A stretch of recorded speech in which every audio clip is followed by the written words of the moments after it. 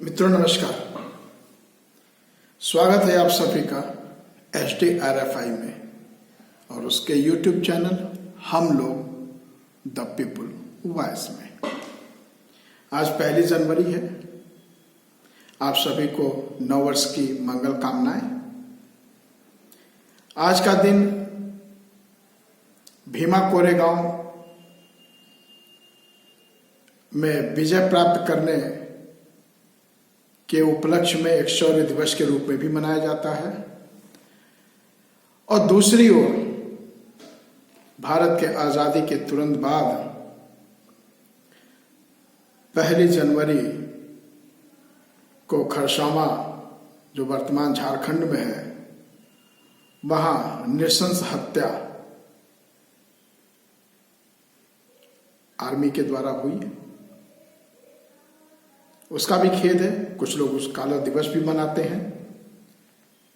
तो मित्रों, शौर्य दिवस, काला दिवस, विजय दिवस, मातम दिवस मनाते रहिए, लेकिन इस देश को लोकतंत्रात्मक गणतंत्र बनाने की ओर आप काम करिए। तारीखें वही हैं, 1 से 30, 1 से 31, 1 से 28, 12 महीने, 365 और कभी 366 दिन, हफ्ते में सोमवार से रविवार तक कुछ न कुछ घटनाएं होती रहेंगी। कभी शौर्य दिवस होगा तो कभी काला दिवस होगा, कभी परिनिर्वाण दिवस होगा तो कहीं जयंती होगी। इनसे ऊपर उठिए और इस भारत को लोकतंत्रात्मक गणराज्य बनाने की ओर प्रयत्न करिए। बाबा साहब के कुछ भाषणों हैं जिनका मैं पहले ही पाठ कर चुका हूं। उन्होंने स्पष्ट कहा था, स्वतंत्रता, समता और बंधुता यह राजनैतिक उद्देश्य बन चुका है और उन्होंने आशा व्यक्त की कि ये इसको सामाजिक उद्देश्य बनने से रोका नहीं जा सकता। एक दिन यह सामाजिक उद्देश्य अवश्य बनेगा। तो मित्रों, कुछ भी कार्य अपने आप नहीं होता, उसका कारण होता है और कारक होते हैं। कारक में हम सब हैं। We the people of India, हम भारत के लोग। और मैं कहता हूं हम लोग, हम सभी कारक हैं और बाबा साहब के फॉलोअर भी हैं, उनके अनुयायी हैं। हमें चाहिए कि हर अच्छी चीज को कहीं से भी हो, दुश्मनों से भी अगर अच्छी चीज मिलती है तो उसको ग्रहण करें, आगे बढ़ें।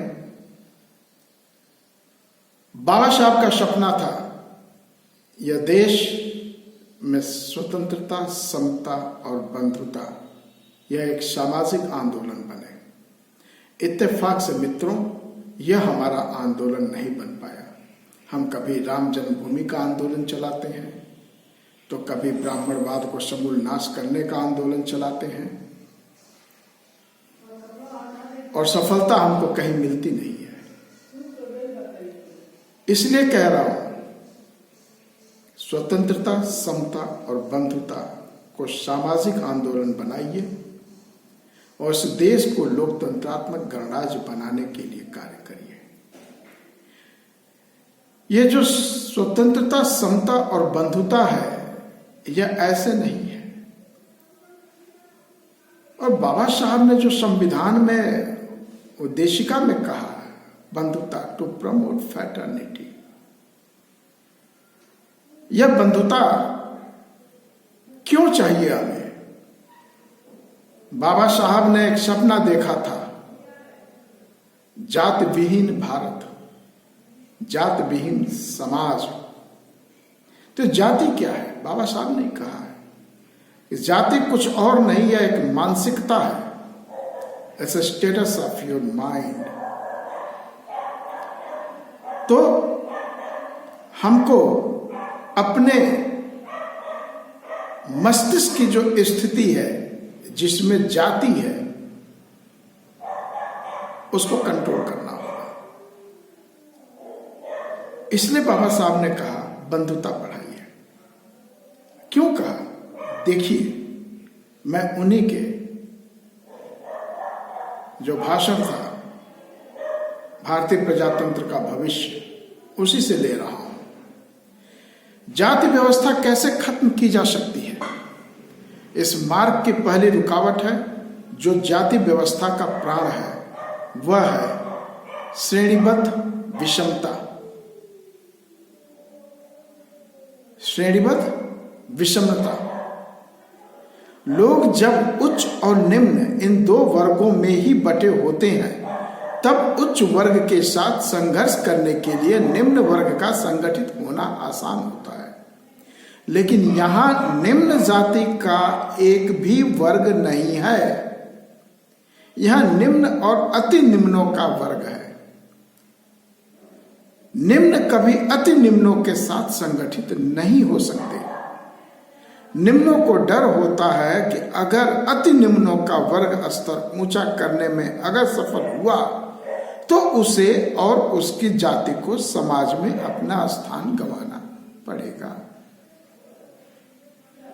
इस मार्ग में दूसरी रुकावट यह है कि अपना सामाजिक हित किस बात में है, इसे न पहचानने के कारण एक साथ कृत्य करते समय भारतीय समाज पंगु हो जाता है। प्लेटो के कहे अनुसार आखिर सामाजिक संगठन अंतिमतः जीवित साध्य के आसासों पर निर्भर करता है। अगर हम अपने साध्य के बारे में नहीं जानते, अपना हित किसमें है इसके बारे में अगर हमें पता नहीं है, तो सभी बातों के लिए आकस्मिकता और मन पर हमें निर्भर रहना पड़ेगा। जब तक हमारे पास अच्छे परिणामों के बारे में बुद्धिवादी निर्णय की कसौटियां नहीं होंगी, तब तक किन निर्णयों को लागू करना चाहिए हम यह तय नहीं कर पाएंगे।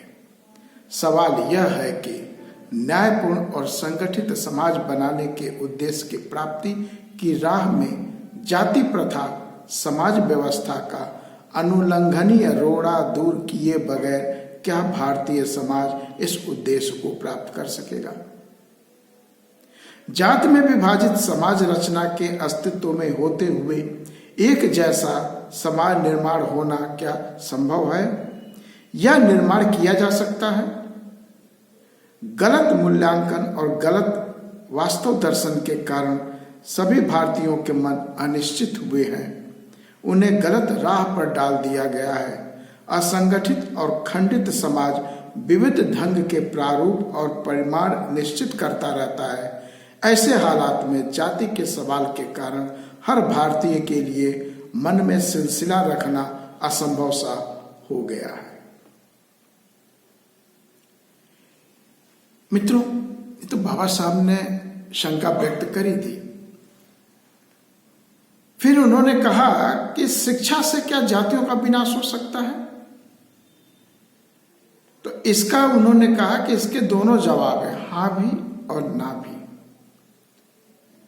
तो उन्होंने ना भी का पहले जवाब दिया और कहा यदि आज जो शिक्षा दी जा रही है उसका जातियों पर कोई असर नहीं होने वाला, पहली चीज तो यही हो गई। वह जिस हालत में हो उसी हालत में बनी रहेगी। अब आगे क्या कहते हैं, मारक शब्द है। ब्राह्मण जात इसका ज्वलंत उदाहरण है। उसमें 100% लोग पढ़े लिखे हैं, नहीं उसमें से बहुसंख्य लोग उच्च शिक्षा प्राप्त हैं। इसके बावजूद कोई ब्राह्मण अपनी जाति के खिलाफ नहीं दिखाई देता।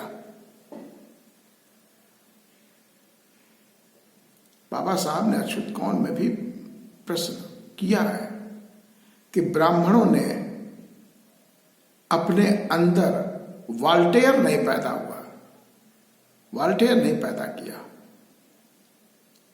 ब्राह्मण समाज में वॉल्टेयर नहीं पैदा हुआ। वॉल्टेयर के बारे में फिर आगे बताएंगे।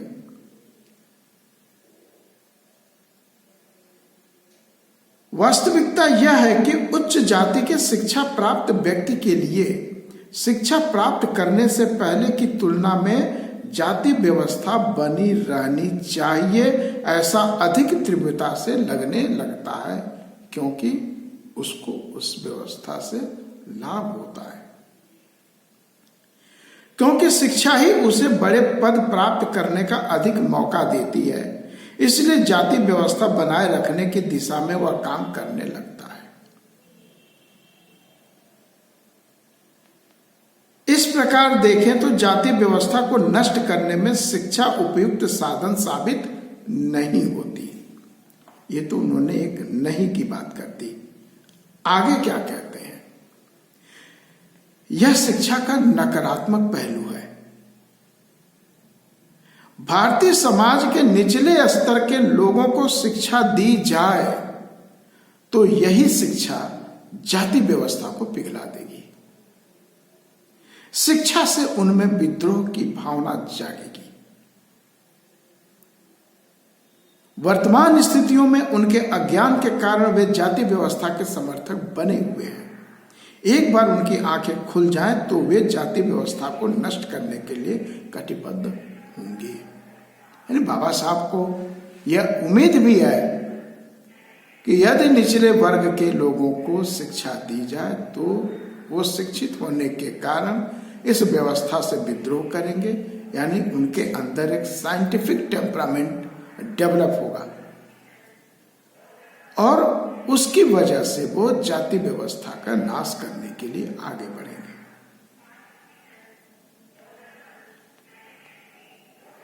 वर्तमान नीति का प्रमुख दोष यह है कि बड़े पैमाने पर शिक्षा दी जाने के बावजूद भारतीय समाज में जिन्हें उसकी असली जरूरत है उन्हें शिक्षा नहीं मिल पा रही है। और मित्रों, जो आपकी नई शिक्षा नीति लाई गई है 2019-20 में, जिसका इम्प्लीमेंटेशन लगभग 3 साल हो गया, उस शिक्षा नीति के तहत आपको शिक्षा से दूर ढकेलने का षड्यंत्र किया जा रहा है। तो अब आप बताइए कि जाति व्यवस्था बनी रहेगी या वो नष्ट होगी? क्योंकि आप यानी बहुजन समाज, मूल निवासी बहुजन समाज, इस देश के मूलवासी उस शिक्षा से बेदखल किए जाने का षड्यंत्र नई शिक्षा नीति में है। तब तो जाति व्यवस्था बनी रहेगी। लेकिन मित्रों, इसके आगे की बात भी बताता हूं आपको।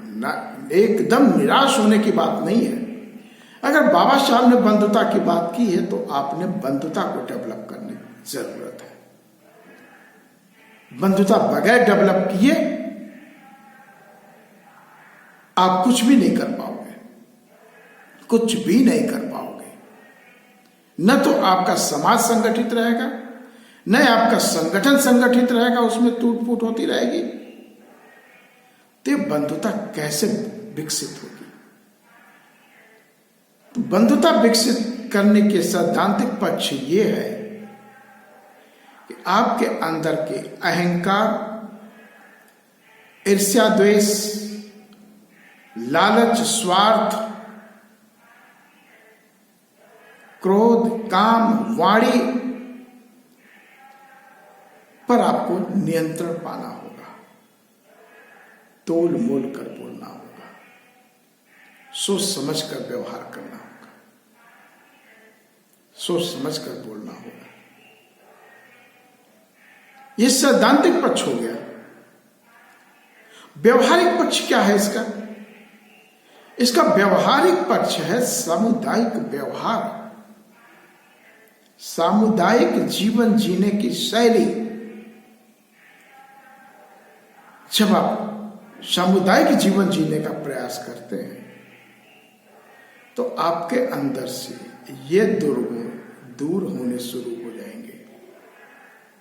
जब आप एकांकी का जीवन जीते हैं या लिमिटेड लोगों के साथ जीवन जीते हैं तो आपके अंदर ये अहंकार चरम सीमा पर पहुंचेगा। आपकी नकारात्मक शक्तियां आप पर हावी रहेंगी, जिसको बुद्ध ने मार कहा है, वो आप पे हावी रहेंगे। तो आपको नकारात्मक चरित्र, नकारात्मक व्यवहार, नकारात्मक सोच को त्यागना होगा, आपको उसका अभ्यास करना होगा। और यह अभ्यास कैसे होगा? जब आप सामुदायिक व्यवहार में आओगे, सामुदायिक जीवन में आओगे। क्यों सामुदायिक जीवन बोला गया है? सामुदायिक जीवन का यहां वास्तव में असर क्या पड़ता है? सामुदायिक जीवन का मतलब केवल समुदाय में जीवन नहीं, समुदाय के साथ पूरी तरह खुलना मिलना, उनकी चिंता, उनके दुख, उनके सुख, उनके आचार व्यवहार, आपके सॉफ्ट स्किल, ये सारे कुछ उसमें सम्मिलित है। क्यों? सामुदायिक जीवन में जब आप एक दूसरे को देखते हो और लगातार देखते रहते हो, लगातार संपर्क और संवाद होता रहता है, इससे आत्मीयता बढ़ती है। ये आत्मीयता बढ़ना ही बंधुता है। लोगों के सुख और दुख में बराबर की भागीदारी निभाना, एक दूसरे के काम आना। चूंकि औद्योगिकीकरण बहुत हो चुका है, संयुक्त परिवार एकल परिवार में टूट चुका है, फिर भी आपको उम्मीद होनी चाहिए कि आप अपने से शुरुआत करें उस सामुदायिक जीवन की। कहते हैं बहुत ज्यादा गुड़ डालने से भी नुकसान हो जाता है और गुड़ न डालने से भी स्वादहीन हो जाता है। तो संतुलित व्यवहार सामुदायिक जीवन की सफलता और व्यक्तित्व के लिए आवश्यक है। मित्रों, नववर्ष के पुनः शुभकामनाएं और आशा है कि बाबा साहब के सपना, जिसमें उन्होंने कहा, एक उम्मीद जताई कि जो राजनैतिक रूप से उद्देश्य स्वीकार हुए हैं, स्वतंत्रता, समता और बंधुता का, वह शीघ्र ही सामाजिक उद्देश्य बनकर उठेगा और आप ही इसके वाहक हो, आप ही इसके कारक हो। उसमें हम लोग, सभी लोग सम्मिलित हैं। ये हमारा सामाजिक आंदोलन है। मित्रों, फिर अगले वीडियो में मिलेंगे। तब तक के लिए जय भारत, जय संविधान।